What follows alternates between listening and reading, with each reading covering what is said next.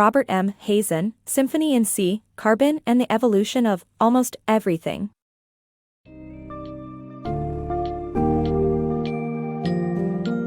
In SymphonyinC, Carbon and the Evolution of Almost Everything, Robert M. Hazen explores the fascinating journey of carbon, from the Big Bang to its key role in the formation of planets, minerals, and life on Earth. The book delves into Earth's intricate carbon cycle, driven by chemical reactions, subduction, and volcanic activity, while highlighting the role of carbon in diverse applications such as steel, cement, glass, and fertilizers. Hazen also addresses the human impact on the carbon cycle and climate change due to the massive combustion of fossil fuels, and the indispensability of carbon for modern material culture.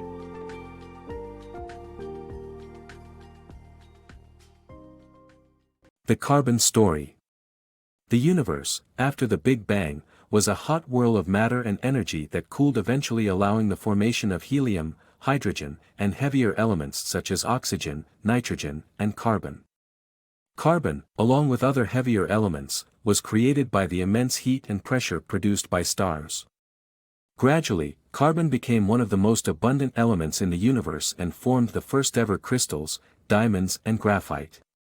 Most of Earth's carbon-bearing compounds, including over 400 crystalline minerals, reside in its crust, including diamonds that only form in the high temperatures and pressure of the deep interior. Carbon plays a vital role not only in the formation of crystals and minerals but also in the production of steel, cement, glass, fertilizers, medicines, and jewelry. The origin and cycle of Earth's carbon. Earth's carbon originated from solar winds and meteorites, with methane and carbon dioxide holding most of it. Water and gases burst through the crust and formed oceans and air. Nitrogen was present in the early atmosphere, but others emerged later. The carbon cycle began with meteorites and violent volcanoes. Earth's history dates back to more than 4 billion years ago when it lacked an atmosphere. It was nothing more than arid rock and dust. But over time, Earth's current composition of core, mantle, and crust started to develop. Iron and oxygen are the two mineral elements that comprise the largest portion of Earth's mass. Carbon atoms played a crucial role in the formation of planets, but unlike iron and oxygen, carbon was mainly held in the form of molecules like methane and carbon dioxide. Experts believe that Earth's carbon was initially sourced from space, from solar winds and meteorites. As comets arrived, they brought with them carbon dioxide, carbon monoxide, and water, which ultimately formed Earth's oceans.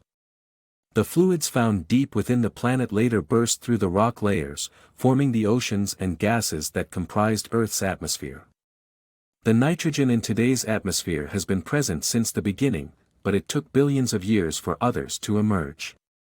Meteorites and violent volcanoes contributed to the evolution of the Earth's carbon cycle.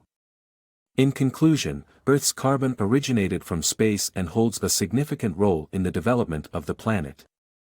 The process of creating and replenishing the air was all part of the grand cycle of Earth. Carbon's journey. Carbon constantly cycles through the Earth's surface, oceans, atmosphere, crust, and mantle. Although more than 99.9% of Earth's carbon is in the crust and mantle, only a small portion originates from the surface and moves deep into the mantle. Carbon, in the form of fluid, ultimately oozes back up through the soil or explodes out of volcanoes. Mount Etna is the world's largest identifiable source of carbon dioxide, and volcanoes are likely nature's largest contribution of carbon to the atmosphere. With the significance of human contribution, it's essential to discover how much carbon volcanoes contribute. The human impact on the carbon cycle. The carbon cycle has been in balance for billions of years, but the introduction of life and human activity have disrupted this balance. While human use of fire did not affect the carbon cycle, the Industrial Revolution and the use of fossil fuels on a massive scale have released billions of tons of carbon dioxide into the atmosphere. As a result, the balance of the carbon cycle has been changed, leading to climate change caused by the increase in greenhouse gases such as carbon dioxide and methane. Scientists agree that climate change is real and caused by human activity. Carbon, the master material maker. The creation of contemporary culture demands an immense consumption of resources. Humans require materials that are engineered, with properties that rely on their chemical composition. Carbon plays a central role in material making due to its ability to bond with other atoms. Organic chemists devote their lives to studying the boundlessly complex chemistry of carbon. Its energy-giving capacity, when lit by fire, comes from the Earth's highly flammable hydrocarbons such as coal, oil, and natural gas. While burning fossil fuels is essential for creating materials, it contributes to climate change. Nevertheless, carbon remains essential for modern civilization. Renewable sources like wind and sunlight offer many good reasons for us to stop using fossil fuels. However, we must also find a way to sustainably create materials. This can be the key to a more prosperous future for all living beings on this planet.